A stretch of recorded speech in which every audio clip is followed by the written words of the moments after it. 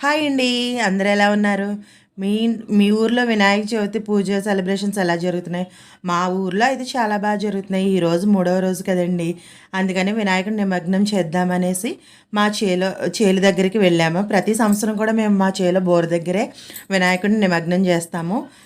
ఈ విధంగా మా అబ్బాయి, మా ఆయన వినాయకుడిని నిమగ్నం చేయడానికి అందులోకి దిగారు. తర్వాత ఒక కొబ్బరికాయ కొట్టేసి పసుపు, కుంకుమ, అక్షతలు, పువ్వులు వేసి వినాయకుడిని 3 సార్లు పైకి కిందకి లేపి ఓ బుజ్జి గణపయ్య నీ బంటు మేమని పాట పాడుకుంటూ వినాయకుడికి వీడ్కోలు చెప్పేశారు. అదేవిధంగా ప్రతి సంవత్సరం కూడా మనం వినాయక చవితి చేసుకునేటట్లు ఆశీర్వదించు స్వామి, మేము చేసిన పూజలో ఏమైనా తప్పులుంటే క్షమించమని దండం పెట్టేసుకున్నాము. చూసారా మా వాడు ప్రదక్షిణలు కూడా చేసేస్తున్నాడు. సర్లే లైట్గా నీళ్ళు జల్లుకోరంటే అడేకంగా నిన్ను నీళ్ళు వేసుకున్నాడు.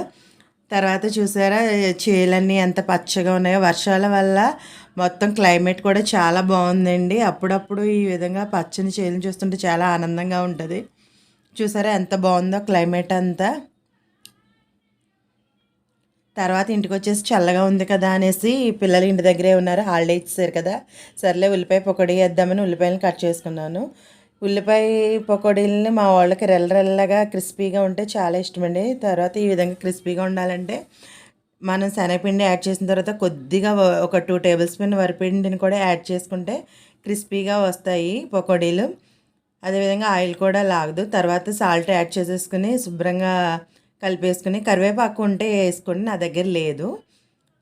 ఈ విధంగా నూనె మరిగిన తర్వాత రెల్ల కింద పకోడీ వేసేసుకున్నాము. పకోడీ వేసుకున్న తర్వాత అటు ఇటు గోల్డెన్ కలర్ వచ్చే వరకు వేయించేయడమేనండి. మీరు ఎలా జరుపుకుంటున్నారు వినాయక చవితి? మీ ఇంట్లో 3 రోజులు ఉంచుకుంటున్నారా, 5 రోజులా, లేక 9 రోజులా?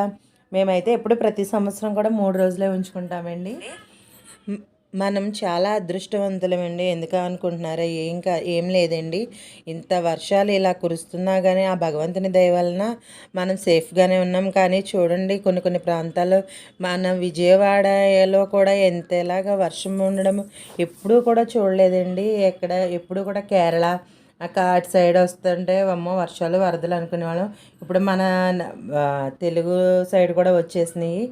అందరూ బాగుండాలి, ఈ వరదలు తగ్గాలని మనం కూడా ప్రార్థిద్దాం. నేనైతే రోజు దండం పెట్టుకుంటున్నానండి. మీరు కూడా ఆ విధంగా చేయండి. Thanks for watching. Bye bye.